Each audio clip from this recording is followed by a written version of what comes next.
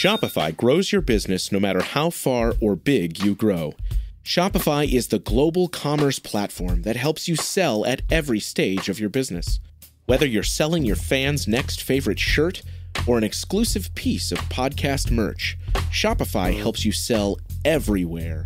Shopify powers 10% of all e-commerce in the U.S. Allbirds, Rothy's, Brooklinen, and millions of other entrepreneurs of every size across 175 countries. Plus, Shopify's award-winning help is there to support your success every step of the way. Because businesses that grow, grow with Shopify. Sign up for a $1 per month trial period at shopify.com/income, all lowercase. Go to shopify.com/income now to grow your business, no matter what stage you're in. Why can't every day be like this? No simple road. Yeah, no, I've been on that road too.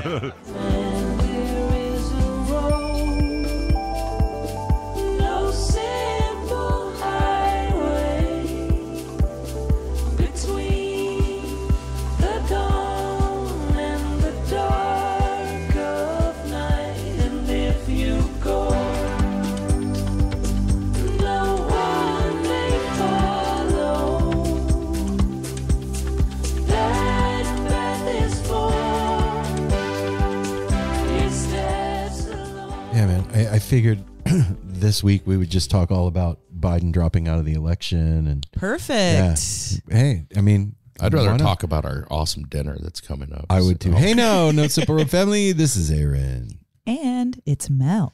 And it's Apple. And we are here for another episode of the No Simple Road Weekly Rewind. Yay! Brought to you in collaboration with Melt Mushroom Chocolates. Go follow at Melt Mushrooms with an S on Instagram. Mushrooms. And check out what they are up to.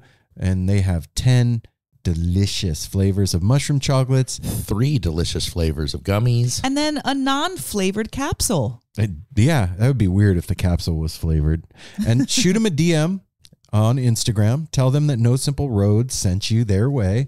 And you are going to get buy one, get one half off for the month of July. Woo. From our family over at Melt Mushroom Chocolates. This is the fuel you need to make it through the turbulent times that we find ourselves in right now.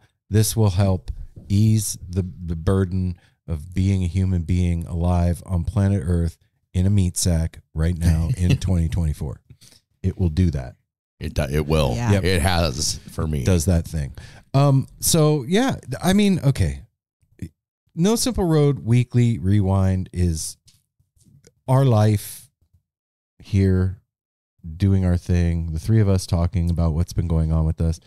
We've had quite a bit happening lately. We've done a lot of stuff. I'm tired just thinking about it. But before we do the normal thing, there's a couple things I want to tell you all about. The first thing is No Simple Road is presenting the Jauntee. Woo, the Jauntee! Their Pacific Northwest run here up in our neck of the woods. And I'm really super excited to be able to say that No Simple Road presents the Jauntee here in the PNW. And so that is going to begin in August. So on August 20th, they're going to be at the Ruins at Hood River. The 21st, they're going to be at the High Dive in Seattle, Washington. On the 22nd, they're going to be at the Volcanic Theater Pub in Bend. On the 23rd, Talent Club in Talent, Oregon. And on the 24th, the Goodfoot right here in Portland, Oregon. And then the very last one is going to be on the 25th at the Big Dirty. And they have a super dope poster they're selling at every show. The black background on the poster is a maze. When you buy the poster, you get a digital version of the poster that's reversed, so you can actually attempt to solve this masterful, crazy, gigantic maze. And if you do solve it, you send the solved maze, a picture of it solved, to this web address, and you will win one of, I think it's either 3 or 4 different prize packs, and one of them I believe there was 3. One of them is free tickets to Jaunty shows for a year. Yeah, so all the details are up on their website at thejaunty.com. And it is awesome what they're doing with the poster, because I like looking at the post for that. It's all, that's right. For the first time ever, we are offering fans a high-res file of the artwork for you to print out on a shirt for your dad. Oh, really? Yeah. Oh, that's cool. That's really cool. Yeah, so they're giving you the file, and you could do what you want to And with it's it. really awesome. Yeah, the poster's sick. Also, No Simple Road is going to be doing a live podcast the day before the Dick's Run out in Denver on August 28th. We're going to be at Fire on the Mountain doing a live podcast with some special guests and talking about fish and the upcoming run, and maybe doing some trivia. And you can come get some good food at Fire on the Mountain and hang out with us and do the pregame show with No Simple Road.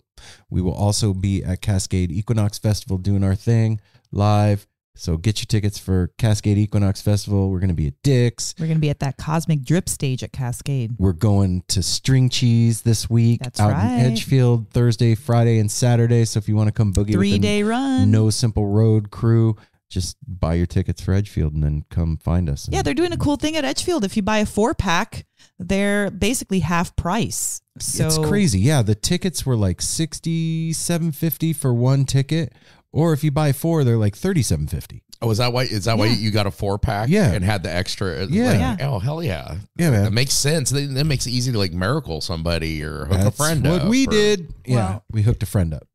Anyway, that's all the things. Oh, also, I don't normally do this on the rewind, but it begs repeating. If you sign up on Patreon for $5 or more, you're going to get a leather, yeah. a personal, like a custom leather keychain, along with the other goods and services that are offered there from our friends over at Lost Sailor Leather. These are fucking dope. Sick ass keychains, leather with the No Simple Road logo. All of them are different. And I had a bag of 100 of them, and no 2 of them are alike. So No, they are they're not. I have found that I love mine. I find that I use it as like a kind of like a worry stone almost sometimes because of the feel of the leather. I like rub on it with my thumb. Well, like, Plus, it's conditioning the leather. Yes. It's breaking in You more know, like I was my gonna wallet. say, like, I picked up my keys on Friday to go to work, and like it was like all soft because they come super hard, and I was like, ooh, it's breaking yeah. in. Yeah, it's cool, man. So go to patreon.com/No Simple Road and help us, man. No Simple Road does cost $1 a month for all of you that are listening right now. We this is a $1 a month show, but it's on the honor system. And so if you haven't done that, you should go over and do that. We would appreciate it. Unless you know, Unless you can't. Yeah, we put a lot of cool stuff up there. The Connor's picks, Andrew's picks, the conductor's picks, my picks. Everybody's picking stuff. I had the stuff that we've been doing. I'll segue into that. I posted a bunch of videos that I took of seeing Mr. William Apostle, Billy Strings, the other night at the Farewell what a great Festival last name. in Redmond, especially. Oregon. Yeah, so I posted a bunch of videos up there on Patreon of what I saw, and oh my God, it was amazing. Let's hear about it, Apple. I saw- Okay, I- let's hear about your trip. Yeah, Well, we can work backwards. Yeah, we'll work backwards. I went with Cam. Cam was kind of on Mr. duty Cam? for this and had to go do his thing, and I accompanied him. And it's a country festival, and we was just there for Friday. It went through the whole weekend, but got there. Sierra Hull was playing like right when we got up there in the late afternoon. She was just amazing and so awesome on stage. Got to see that. Jason Isbell, who I'm not, I know who he is and I've heard some of his songs, but watched his whole set. Has an amazing band, hell of a songwriter. Did you catch any of Coulter Wall? I heard some of Coulter Wall. He was on the other side stage, which was pretty small and tucked back in the corner. It was so packed you couldn't get that close. As soon as Jason Isbell ended, everybody beelined over there, and it was like a traffic jam. Oh, yeah. I started to walk over there because I was going to try to find Bryce and his crew he's with, but I couldn't get that close. You know I just what? kind of stood towards the back and listened. Shout out to Bryce. Bryce Did lights for Sierra Hall. Yeah. So congratulations, Bryce. Coming a long way, buddy. Mm-hmm. Yeah. I remember when you were like, should I take these classes to learn how to do lights? Yeah, you should. Yep. So then Jason Isbell, then we had our spot kind of staked out, waiting for Billy Strings, and we were wondering, it's like, oh, this is a country fest, and it's a festival set. Is Billy gonna, lean towards the country and do like more traditional and stuff? How's it gonna be? And he comes out on stage with hair down.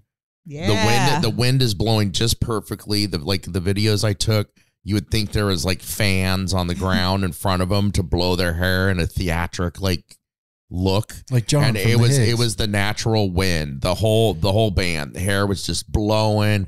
He came out 15-minute song to start off. Oh, Billy. And it just kind of put that crowd in awe, and everybody got into it. And then he ends up pulling his hair back, part of the way through. So it was almost like in reverse. Usually he does the headbang and hair down at the end. And it was just amazing. The level that band is playing at we were blown away. Everybody is like rooting for each person in the band now. Like when Royal is on the bass, everybody's like, Royal. Like, I have to ask, Apple, what was the Wook to Normie ratio? about 15%. Whoa. I asked Cam kind of agreed on. It was like you saw it there. 15% Wook, 15% like Wook jam band fans, and compared to it was a lot of country people in their hats and everything dressed up like cowboys do, which it was hot. What would you say is like a big difference that you saw from festivals that we've gone to in the past to like a completely different genre? With it, I saw, and it kind of makes sense. We talked about that. I think I haven't been to a lot of country stuff, but it seems like they're not as much like the jam band. There was a lot more vendors. Okay. at the country festival? No. When we went to Cascade Equinox on the same grounds last year, and it was jam bands and a mix of electronica. There was a lot more vendors as far as wearable stuff, the poi ball stuff. There's a lot more vendor stuff going on. There was a lot more food vendors. This had a lot more bars, for getting your beer and cocktails and stuff. And that was one of the main differences I saw. And I also like the merch booth. Like, I think jam band fans and bluegrass fans are way more into buying merch. And like showing. Oh yeah, you don't see a cowboy running around with his, Wrangler jeans, belt buckle, boots, cowboy hat, and a Billy String shirt. Yeah, or Jason Isbell shirt and stuff. Like that part of the consumerism kind of and the merch collecting and stuff was not as present. Yeah, okay. But what about the dancing? Dancing, there's not a lot of dancing. Okay. Really? Hi. On any of the acts that you saw? Not as much as I'm used to. It's different dancing and a lot of and I'm not saying anything bad. This is what I'm noticing, but I was raised around a lot of cowboy men and stuff, and they're not getting as more kind of stiff. They're enjoying what they're watching, but they're not like. It's not necessarily showing on their body. Like they're not like grooving hard. Then there are the exceptions, and a lot more girls dancing in groups and stuff. I got to show you guys the video. It was funny. I forgot to even send it to Cam, but me and Connor came along too, which we had such a fun time. We went into one of the. It was not actually what it was. It was the. Warehouse where Garcia Birthday Band had played. Yeah. So Next we to the go Cosmic in there, whole different world, and we go in there, and they got a bar and things set up, but they had a DJ that was up there DJing. Like, it was cowboy music mixed with Casey and the Sunshine Band, play that funky music, White Boy. What? And there was a whole group of people up there, like probably about 80% girls, and they were like line dancing. and doing stuff to and it's like, play that funky music, white boy, wow, and then like a twangy. I'm sure you all can get it now that Apple's done that for you. You feel the you came through, I'm sure. Yeah, but that was really me and good. Connor just looked at each other and it's like, well, you don't see that every day. That's, like that was a trip too. And I had the best corn dog I think I've ever had in my life. You've told me about this corn dog now. Like, I think this is number 4. That was the only picture you showed me from the festival. Yeah, look at this corn dog and everything. It was so nothing good. of Billy, nothing. First of all, it's huge. It's like a foot long, huge corn dog, and they do a hot honey and mustard like drizzle across the whole top of it on a bed of like kettle chips that it drips down on. Oh my god, it was so good. Because their choice was pizza. Leave it to you, Apple, to go to a festival and the highlight is your corn dog. Well, no, it wasn't the highlight, but the food. You know me, I'm always about the food and the vendors too. But it was amazing, and I was so excited. I'd split up from Connor when I went and got my corn dog, and he later got one later in the evening when we reconnected, and it was like, "What do you have to eat?" And I was like, "Corn." He's like, "Me too."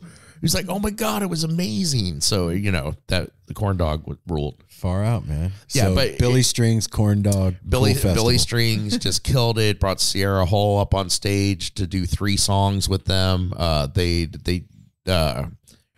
god, I'm blanking on the one cover they did, an old cowboy song. It was reminiscent of like June Carter and Johnny Cash on stage duetting, singing together. It was freaking amazing. And we need to find a new word. Other than amazing. The only thing that was a bummer at the end, but the stuff like this happens, as we know, that he went 2 minutes over. Ooh. And they just completely cut the power on Billy in the middle of a song. I'd say about 2/3 of the way through. They had like hit another crescendo where everybody kind of did a solo, and they were getting ready to wrap up.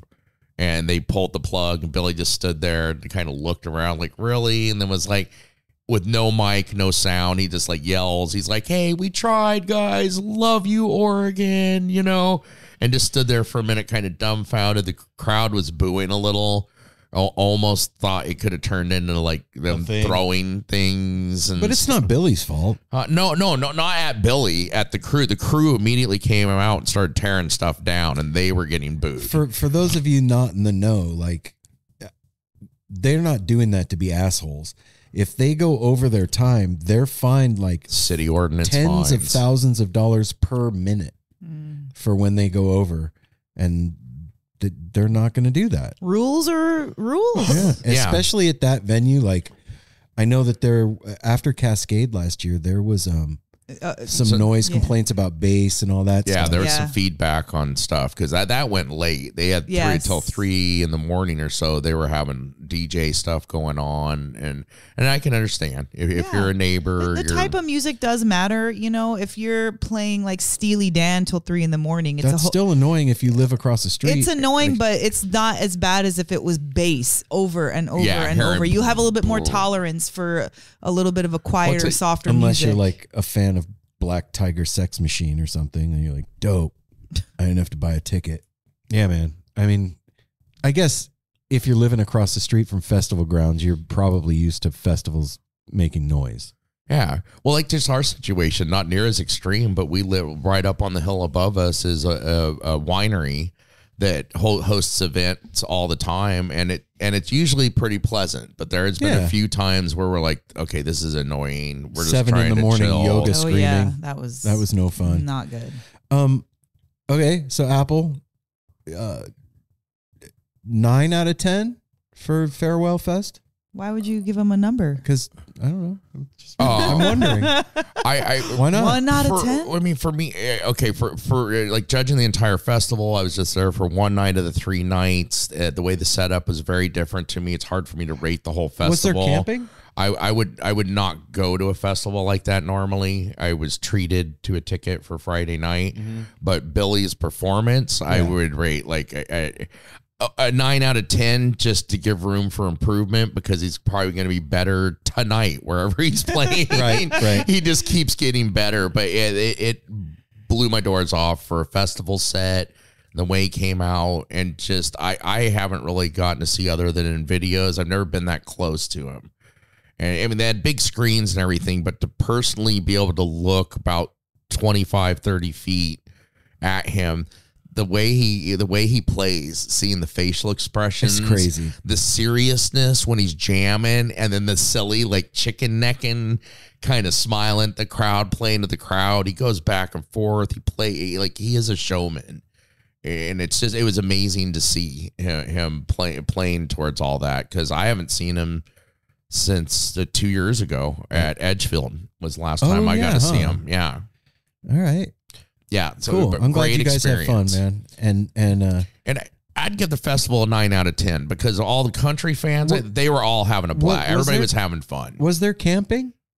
Yeah, there was camping. They had the Ferris wheel, the carousel again, like all those things were going. Jason Isabel commented on the Ferris wheel. He's like, "Damn, that Ferris wheel is jamming." Because remember last year we saw it's hauling ass. He's like, "Holy shit, I was thinking about going on that, but I don't know. That looks a little crazy." Okay, so that was on Friday, and then on we returned home from Oregon Country Fair on Monday, and so we had a few days to rest and try and recover before Apple took off. But we just got back from Oregon Country Fair too. Yeah. So do we want to talk about that a little bit? Hell yeah. Hell yeah. I mean, I think it would be weird if we didn't. That was another big thing for us. And our second year, like, first of all, just getting invited back and getting to be on the book inventory crew, like we got to be, was an honor. And it was really cool for the second year, like the silly things. Like I was stoked. There's a lot of first timers in our camp this year. Yeah. It was cool to Yes. just having the knowledge of where the water filling little station was, because it's not easy to find. It's back there. It's like a barrel that comes on. I'm like, "Oh yeah, I know where that is. Here, I'll escort you over there." And they're like, "Well, you can point. Oh, let me escort you." And just helping out and everything. It was really fun to like our second year to have a little experience. It was cool. Like last year when we went to fair, Dan Cohen brought us for the first time, and took the time on Thursday to walk through fair with us and give us a lay of the land, showed us around, hipped us up to some of the things that were going to be going on. And this year we brought Cam. And so on Thursday we walked around with Cam. It was really cool to be able to do what Dan did for us for Cam. Yeah. Yeah, and then we immediately bump into Sage from Sponge and his whole crew, which was cool. So just kind of bumping into all of our Vegas homies, Vegas. Gosh, I'm you guys, I'm a little faded. I'm not gonna lie, I'm a little faded. I've been at work all day, and then I've been sitting in this seat for the last 3 hours. Yeah, we just done with 2 interviews back to back. I am a little tired. Okay. So Portland. We're in Portland, so our Portland homies. Yeah, fair was definitely felt different this year in the sense that we were the ones that we'd been wanting this. Where's our SOs? How do we get on crew for fair? And second year after going, the first year that we were able to have these responsibilities and just that camp, the spoken word camp, seeing everybody from last year. There's specific, people that I connected with last year. And it's even hard to believe a year went by because I'm oh, Amy Ringle is one of them. Amy Ringle has a band called Three Wheels Turning. She happened to have the same tent as Apple, and we camped right next to each other last year.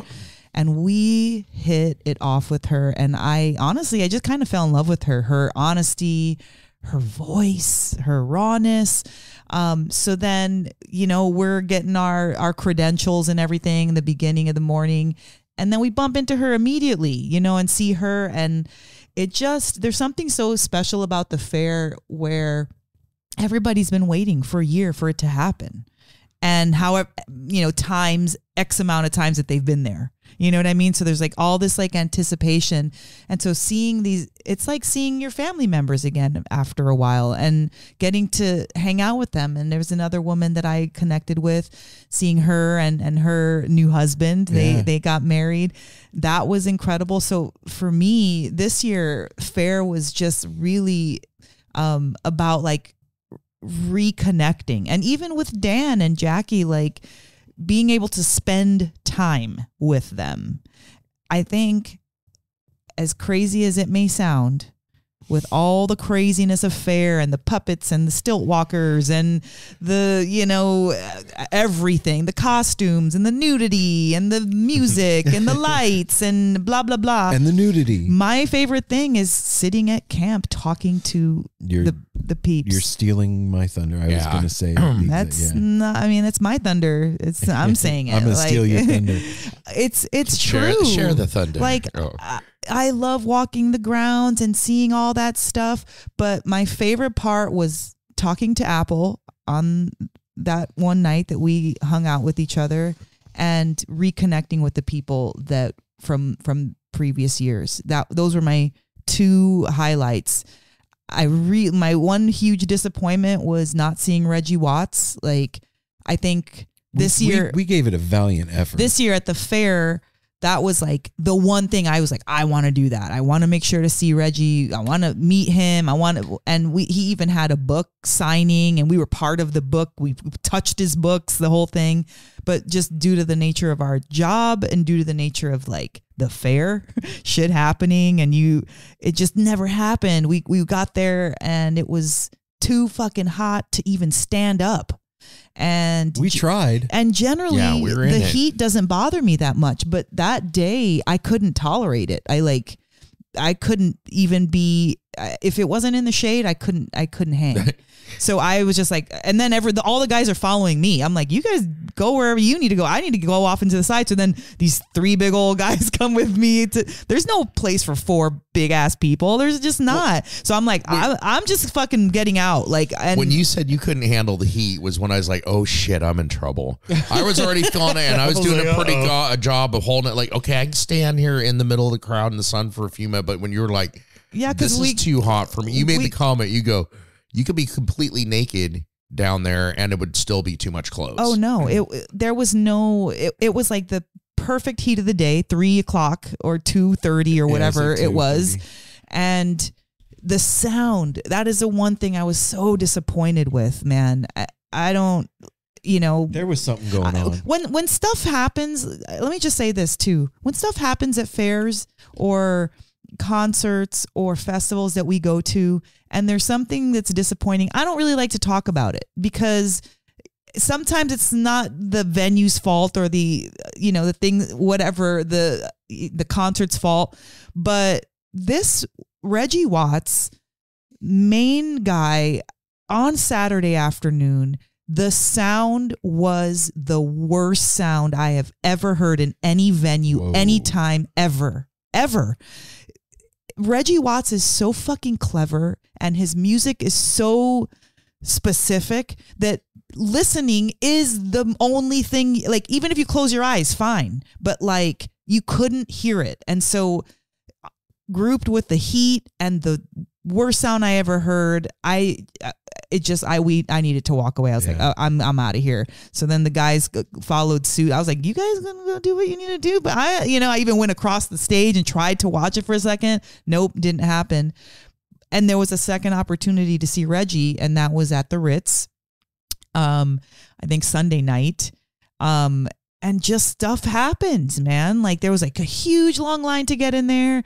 Okay, fine. We can wait in that line, but we had other stuff. We had responsibilities because we were working for, the bookstore and the inventory. So we didn't have the opportunity to see that second set. And so I was just really bummed that that didn't happen because that was like my main thing that I wanted to do. Yeah.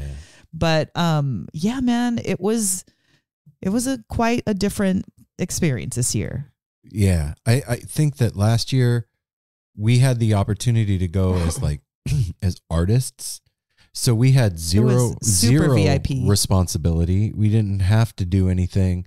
This year we had responsibilities. Absolutely. And so our experience of doing the thing was a lot different. And even with the responsibilities, we did 2 live podcasts. We did a harm reduction interview panel. And then afterwards we did just No Simple Road from Shay Ray. And I'm super proud of us, man, that, it was on Sunday. We had been out in the elements all for those 3 days and on little to no sleep. There was some pretty hairy shit that happened on Saturday night, that kept us all up. And what, Apple? Well, what's been talked about a little, I didn't go in depth, but everybody's heard my story from last year and what I went through on Saturday night at the midnight show, and Cam got to do the same thing. Well, yeah, this we didn't even say it one time. This year we brought Cam. We didn't even know that we were going to be able to do that. So just bringing anybody under the No Simple Road name, that was a huge deal for us. Huge. Because the fair is really like, it's tough to get in. Yeah, it's self-policing. It's it makes its own rules, And he got to perform. And which is he got to amazing perform. see. And honestly, his set was the best out of all the comedians there. Yeah, super proud. But, the fair grounds are really hallowed. They are there's strong energy there. Just walk, you can be sober, you can be drunk, you can be high. It doesn't matter what state you're in. There's some heavy energy at the fairgrounds. It's just been, I think about it like this, if you go to a church, just walking into the church, whether you're religious or not, you feel the heaviness. There's not even heaviness. You feel. Well, I don't mean heavy like bad, but I just mean like it's change. Dense. Yeah. You feel it's it on dense you. in there. And so the same thing with the fair. It has a density of energy and spirit in it. And so then you add your fatigue or your drug of choice or anxiety. Anything, and it will make you deal with it. It can get away from you. It can. Huh, Absolutely. Yeah. Oh yeah. To the point, it just makes me think. We bonded with one of the groundskeepers out there, and we're having a discussion with them, and he was talking about over the years of that energy that he's done, like almost kind of scientific experiments of like there's certain areas there that the radios, the walkie-talkies and stuff get total interference. And he was like checking things out. There's like anomalies out there. There's iron in the ground, which creates magnetic things. There's a lot going on out there and a lot of energy stored in the grounds and the trees and if like you think everything. about just the simple fact that like we're frequency, right? We are frequency vibration. And for 55 years, people have been going to those grounds and opening themselves up with psychedelics. The frequency of that thing is infused in that iron that's in the ground. It's embedded. It's embedded in the silica. It vibrates with that psychedelic energy. And it's fucking intense. Yeah, it can be. And you can, like Mel said, you could feel it just walking on the ground sober, walking around there. And then add in, whatever it is that you decide to do. Staying up late even, like being tired. Sleep deprivation. Yeah, when you're tired, that you get a little wonky and your vision isn't the same, or your speech gets slurred or whatever. You can't think right. You add just all of these elements and it can make for a perfect storm for a trip to Whitebird. And I know that like the folks that I talked to were evenly split on like the midnight show being cool or uncool, right? All I know is both times that we've gone to the midnight show, somebody in our crew ends up breaking. Well, I will say that the midnight show this year, nobody broke at the midnight show. That was that much was later. That in the was evening. after. So that doesn't really count. I can't blame that on the midnight show. The midnight show delivered. The midnight show came, saw, and conquered. And like it was, first of all, a testament to people working together in unison. Freaking flabbergasted me. Like right before the midnight show, there was a huge mud pile. They had from the misters. stage up to maybe say 10 rows back.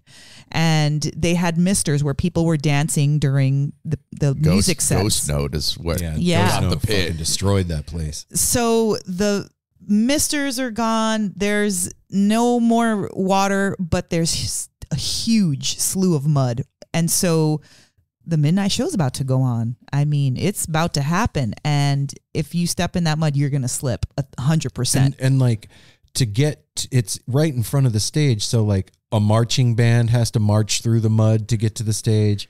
Like performers have to get through the mud all to get to the kinds stage. of crazy, things that are happening. And at first, these ladies came and had these cardboard boxes and they were putting them over the mud. And so I get under the rope and I start helping them out, laying them out. But I stepped on one and just slipped. And I was like, I don't know if this is going to be right. So we all start talking about it like, all right. So I back off. I'm like, I'm not going to put any more on because I feel like this is going to have to be taken off. This is the problem. This is gonna be a problem. Everyone's going to slip. Well, then they go back and talk to whoever. Well, next thing you know, maybe like 10 minutes later, 15 at tops, beep, beep. There's a huge freaking truck backing in through the crowd, through the middle of the crowd, backing in. And next thing you know, everybody's like maybe 10, 15, It was 20 like 15 people on the crew. They've got these 5-gallon buckets of wood shards and like dirt and like hay. They had like silica sand. They had all the like mediums to soak up. It looked like the truck backing up through the crowd looked like Mad Max. Like the new Mad Max, Fury Road, like hippies all over this dump truck, hanging off it, hanging off the side, costumes. Yeah, with the truck backing up through the crowd, and it backs up, and I'm like, oh my god, that thing is literally going to dump an entire load of dirt into the mud pit. Yeah, they didn't like lift the back and dirt came out. They did. Yes, they did. Oh, really? Yeah, they did. I saw them with the buckets. No, that was for they dumped that shit, and then all the hippies and weirdos that were on the dump truck. It was the site team. Yeah, they all said it needed to be danced in. Yeah, they danced. They're like, we need down. to stomp it. They all were stomping and dancing to for no about music. 3 minutes. It like, was the compacting it all. Fucking craziest Keystone Cop Mary Prankster shit. All jumped back on the truck, took off. They put the barriers back up. The crowd came back And the show together. started. Like nothing happened. Yeah. It was like, and it felt like it was part of the show, which clearly it wasn't. That was not part of the midnight show, but they made it a part of the midnight show. And that's what I'm saying, the testament to how things work together. And I think that that's one of my favorite things about Oregon Country Fair is the volunteers and how they come together. Yeah. 22,000 people coming together to make something as big as a city happen for 3 days in a way that like doing stuff that you wouldn't even think about. Like Whitebird, we talked about it last year. Whitebird Clinic is the like harm reduction. Well, it's the all purpose. If you cut your foot, clinic. if you cut your foot, Whitebird Clinic. If you take too many drugs, Whitebird Clinic. If you get dehydrated, Yeah. Whitebird Stroke Clinic. was Yeah, happening so quite a they're bit this there year. for everything, Yeah. all the things.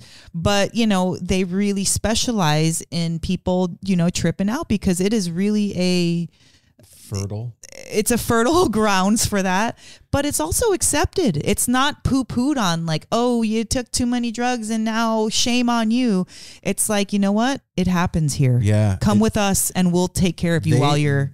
We saw with what happened with Cam that Whitebird has an entire procedure in place for when somebody is having a difficult journey. Yeah. And not only that, part of that procedure is because people are naturally want to be onlookers when somebody's having a hard time. They want to come out of their camp and like looky-loo at what's happening. And and to be fair, also when there's a huge commotion, they want to see what's going on. Yeah, that's not even being a looky-loo. It's like, what do I need to help somebody? Right. Yeah. But they like create a perimeter around the person that's having the difficult journey, and we're like, give this dude his dignity. Everybody go back to your camps. We got this handled.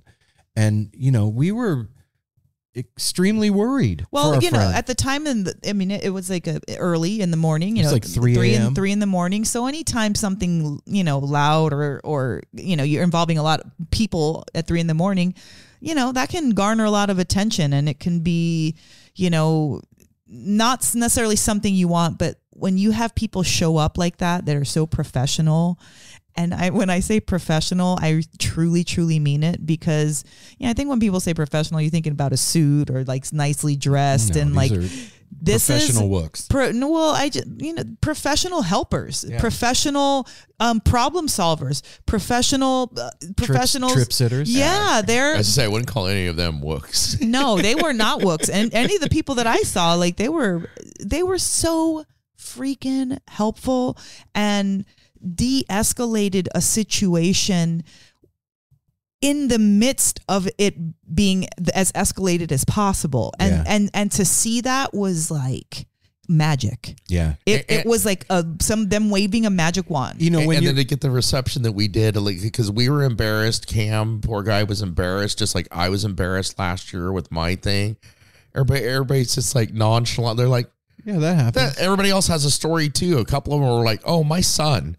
And like somebody I brought. Oh, you should have seen me 2 years ago. Yeah, or you should have seen, you should hear my story. Yeah. It's like, it's made for that. Yeah. And the thing that really like was impressed on me afterwards was like, because we saw a whole procedure go down. They did a whole thing. Yeah. And like, I thought to myself, oh my God, that procedure exists here because that procedure needed to exist here. Because things like this occur. Yeah. And they needed to be able to have some type of protocol that, one, like Aaron said, maintains people's dignity, 2, safety of themselves and people around them, and 3, to like help quell that person's escalated, energy. Like, come on, let's put you in a nice quiet space. Let's, hang out and some water and a blanket. Cool you off a little bit. Like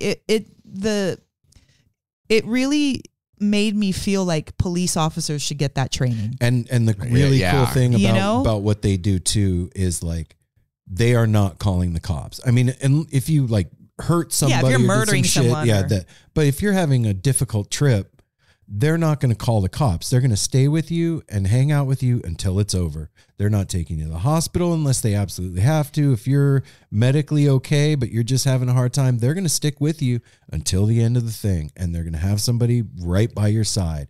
And sometimes your friends are the worst people for that because they don't know what the fuck to do. Well, and also they're scared. Yeah. When it's just like anything happens to like your husband or your kid or your mom, all of a sudden, all your training goes out the door. Totally true. And you're like almost like in a shock where you can't move or you can't. Yeah, you're so put personally together. invested. You can't put together like what you know to do because you're feeling the experience. So you need those outside people. No matter how prepared you are, you need the outside person to come help you and like calm you down. If you want to hear a more in-depth version of this story, you can go to Cam's Patreon. Sign up on his Patreon. Me, him, and Mel did a recap of the whole story. That's where you'll get the full thing. But like when they asked us to back up and go back to camp. I was like, well, maybe we can do a Patreon for if people want to hear it. Yeah. I was like, well, that's our friend, dude. Yeah. And he was like, no, I know that's part of your crew, guys. Like, we got it. He's going to be fine. Just go back to camp, try and get some rest, and give us a holler in the morning. Yeah. And normally if that was happening, I was tripping too. So like, well, you had just come out of a sleep. Yeah, but I passed out sleep and was still tripping when I woke up. Like, normally if that was happening, I would be like, no, you got to let us go with whatever energy that guy had made me feel like, oh yeah, everything's gonna be all right. Just they're gonna take him. Yeah. Everything's gonna be cool. We knew it. We knew from the second that they showed up that they were going to de-escalate and quell the situation, because that's even from how they radioed each other and the names that they used for this procedure and how they referred to the people that were coming. Everything had like a code name, but was super respectful. And like, it just, there was a lot of really incredible things about the fair that I will take with me like forever. So this happened at like 3:00 in the morning on Saturday morning. This whole debacle, kerfluffle, and we were scheduled to perform at noon and 3 on Sunday. So this happened at 3:00 in the morning on Sunday morning. We're supposed to perform at noon and 3, and like I go back to the tent and I'm like, okay, first of all, now No Simple Road is the thing that brings somebody that goes to Whitebird every year. Like that's kind of cool. That's how we're going to be known from now on. Great. And awesome. Next, cool.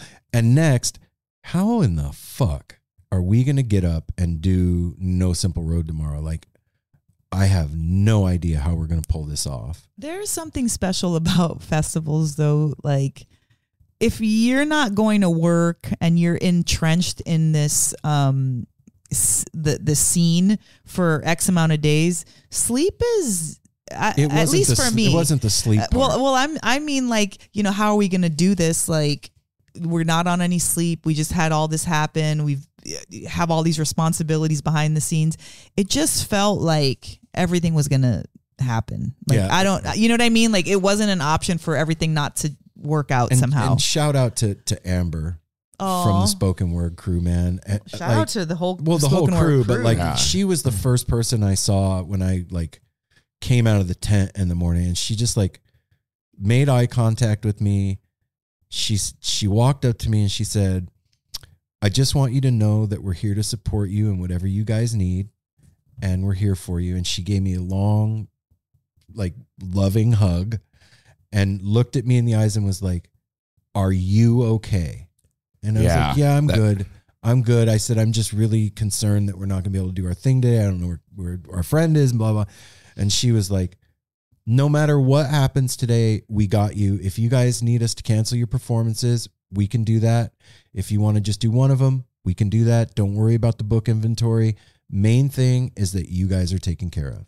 Yeah, it was. And that meant everything. That was the sweetest thing. Everybody's kind of was like that. Was like, your friend's okay. How are you? Yeah. Yeah. Which we weren't. You're not thinking of when you're in the situation of worrying about a friend or something. And it's like, no, because I'm a little shaken. Yeah. I'm okay. And I kind of went into mom mode. Like it felt like, you know, at that time of the morning, I was fine. I was not all crazy. I was actually working on Apple when all of this went down. Apple and I was giving him a treatment because I looked over at Apple at one point and he looked fucking haggard.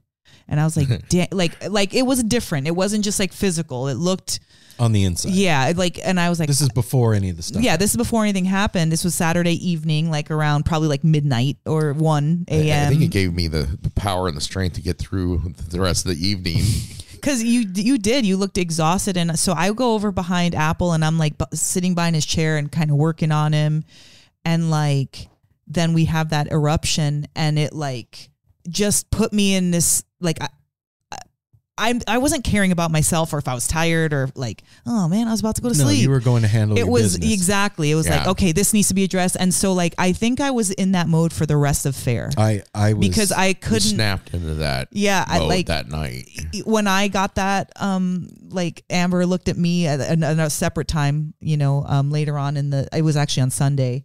She looked over at me and she just was like pointed her finger like, you come here, you know, kind of thing. And she just like embraced me again, like super lovingly and same, like, are you okay? And I was like, yes. But like, I couldn't even talk or be like, how are you? Like, I was just like, you were in going through. And I think that it was great for me to be that because it helped me. And sometimes I think, like people like, oh, process your emotions and like, okay, yes, do that. But sometimes you stay in beast mode sometimes for a minute. You have to compartmentalize to make it through the affair. Yes. Yeah. And that really helped me to deal with that because it was hard to see that. It was very hard for me to. And I think the next day that like the way everything worked out, it was awesome that we went and did our things. Yes. And it also kind of like what we went through that night because the first thing at noon was with the harm reduction, and we just kind of saw a whole thing go down of like how they help protect everything and take care of stuff, and it kind of went hand in hand, and we ended up having 2 great performances on stage. Yeah, no, and I was like, how are we going to do this and whatever? And then I was like, you know what?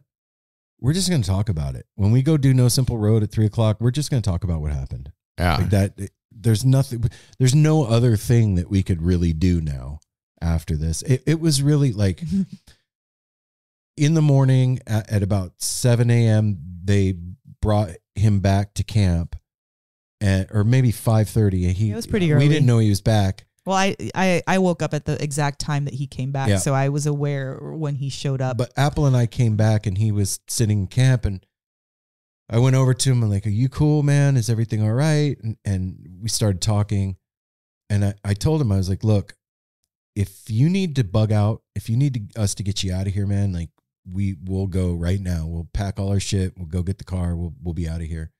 And Kevin was like, "No, absolutely not. Like, I don't want to be the reason you guys don't do your performance today." And I was like, "Look, you are way more important than fair. You are a living, breathing human being. You had a hard night last night. If you want to leave, we'll go." And he was like, "No." And I told him afterwards, I was like, when I said that to you, like 48% of me was praying that you were going to be like, "Yes, please get me out of here." Because I was just like, we were exhausted and kind of shell shocked and ready to pack up if we needed to. Embarrassed, all of it. Embarrassed, sad, scared, like not feeling like we were going to be 100% worried for our stuff. But that there's nothing to it but to do it. That really is at that. Put your back in. Yes, at that moment, that's exactly what we needed to do when we talked to Blue Valentine for the harm reduction and like panel or talk, and we were able to get we didn't talk about that specific incident at that moment, but like to be able to talk about it generally, because that's what we were speaking to the thing. Yeah, we were speaking to the thing, and to witness somebody who's really dedicated their entire career and life to helping people in not the easiest mental places. I felt really like honored to do that. Yeah, I was like I said, I'm super proud of us for the work that we did there this last fair. And for everybody that's worried or wondering, Cam is doing great. Cam's great. He came home with us. Actually, he came home earlier than us. Ryder came down to fair that day, and when Ryder left, he took him with him, and he stayed with us and Putt and Meg, and then came back here and went to Farewell with Apple, and like he's doing great, man. Well, most people that follow Cam or know Cam or heard us talk about him know he's a comedian, and he crushed his bit up there.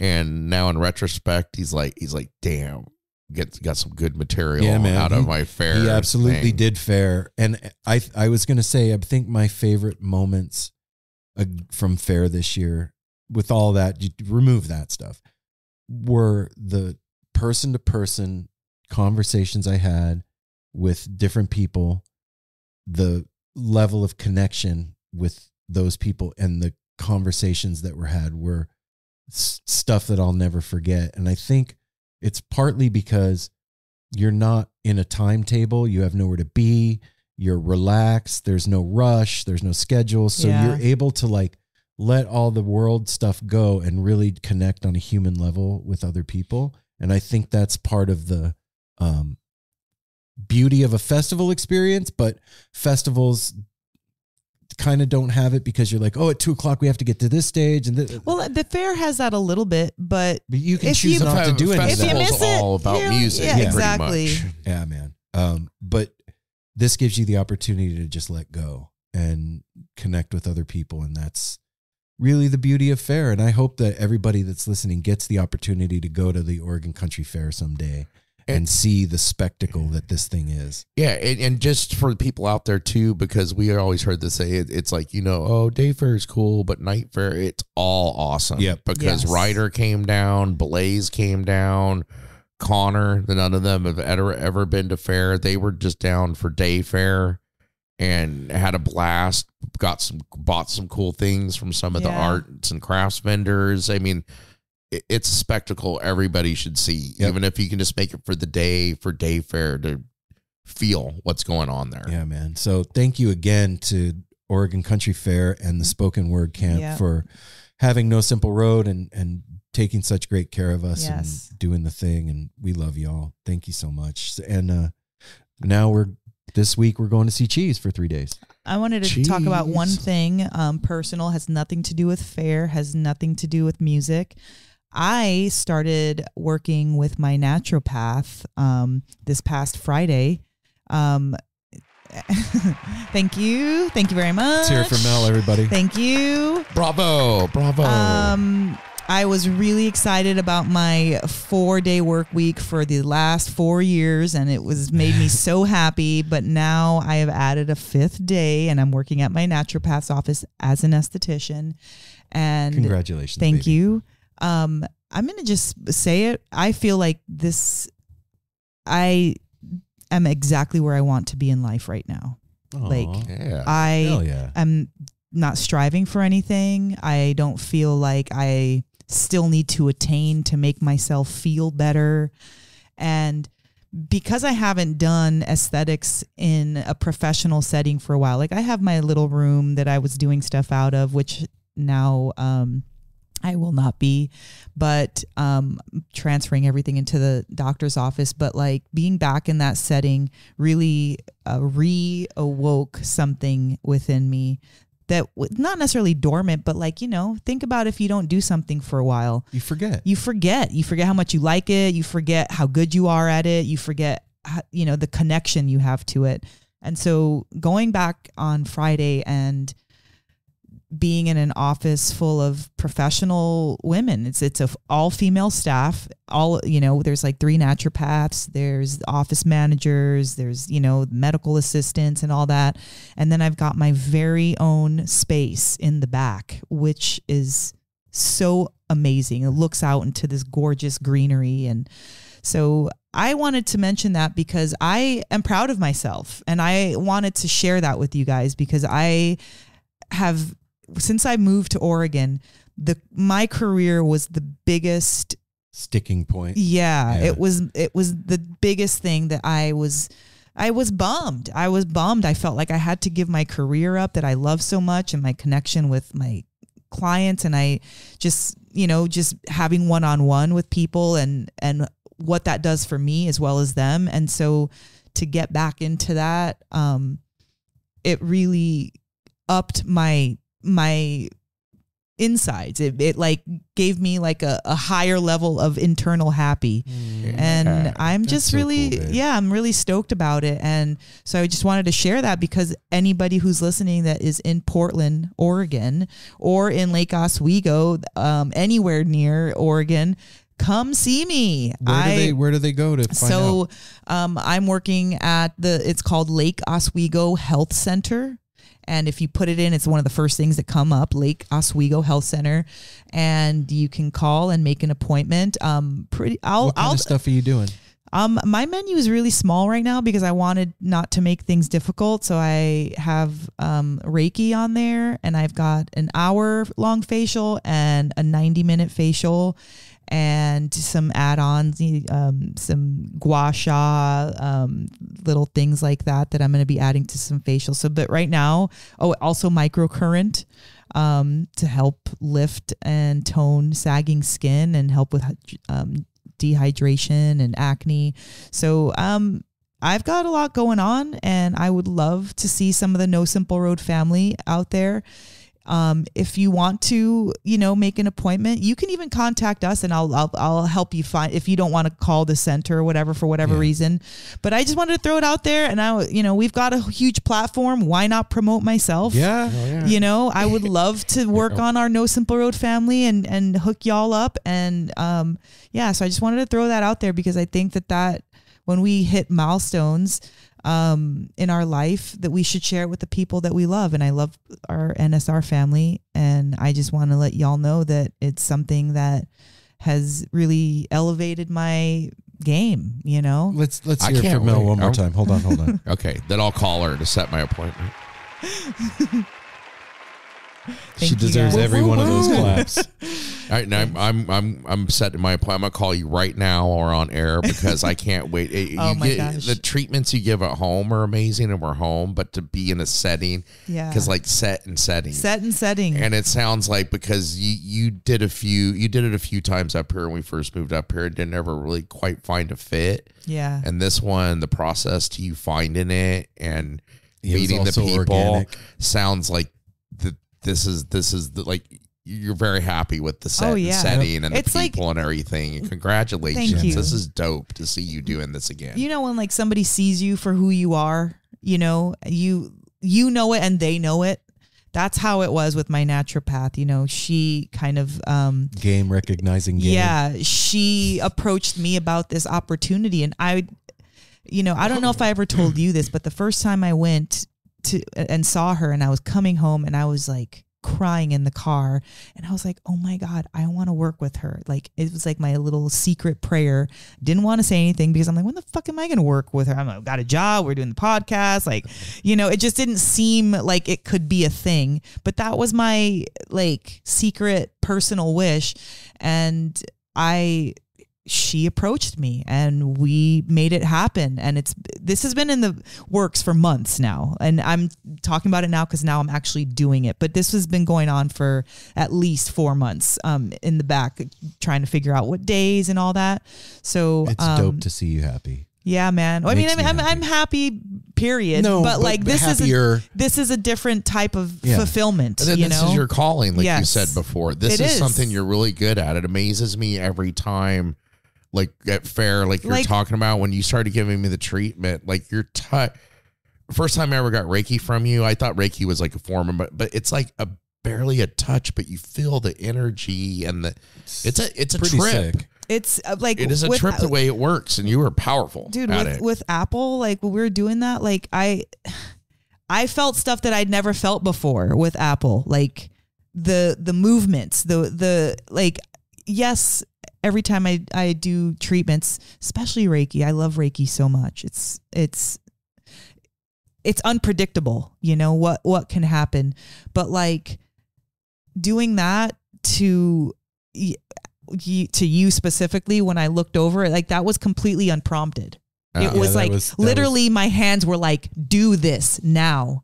And that in that kind of environment, and to be able, like Apple, like even though you're my brother and all that, like you're still going to be honest, and you're a person. I can't make things up. I can't make you feel anything. Yeah. And so just to know that that's, that instinctual calling it needed to go down, it needed to happen. And further, we never finished that because the interruptions. we were interrupted. You immediately were like, yeah, I know. And you were getting to my right, which is my heavier side. My rotator cuff messes with me and my shoulder. Oh, yeah. We're just getting that. And then it's like, okay, more later. Everybody, let's congratulate Mel.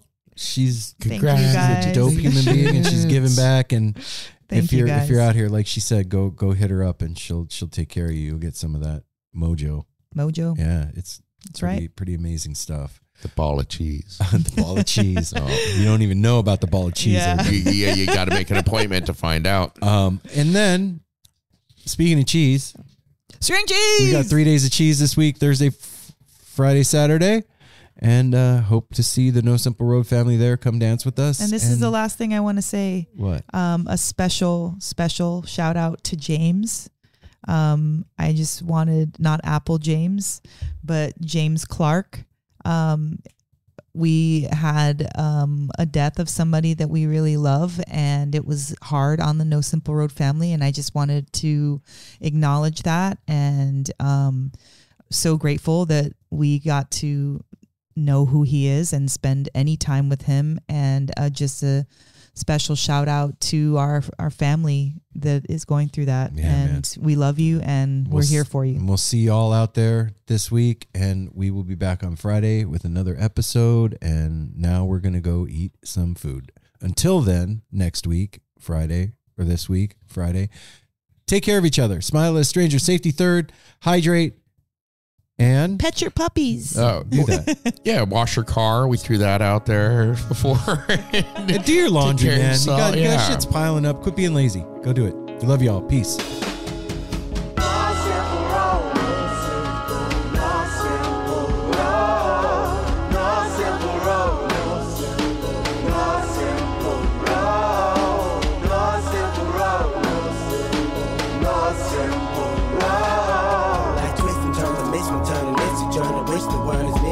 But it's a burden. Felony just been deferred, and hella means been the earth, and alchemy can bring the birth, the melody of a newborn.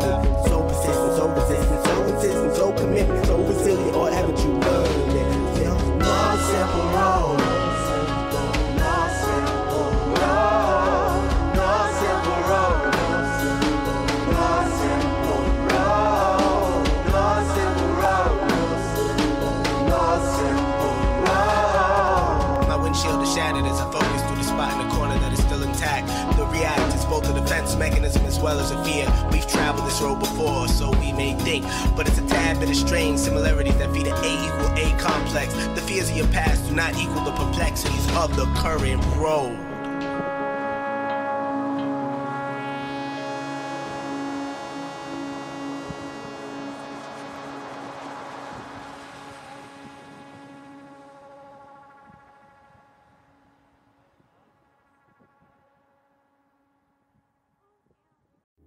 Hi, this is Henry Kay, host of the #1 music history podcast, Rootsland. Come with me on a journey to Kingston, Jamaica, where we explore the world of reggae music and the untold stories of some of the genre's greatest legends. From the ghettos and tenement yards where the music was born, to the island's iconic recording studios. We are so excited to team up with Osiris Media, the leading storyteller in music, because as you'll hear, sometimes the story is the best song.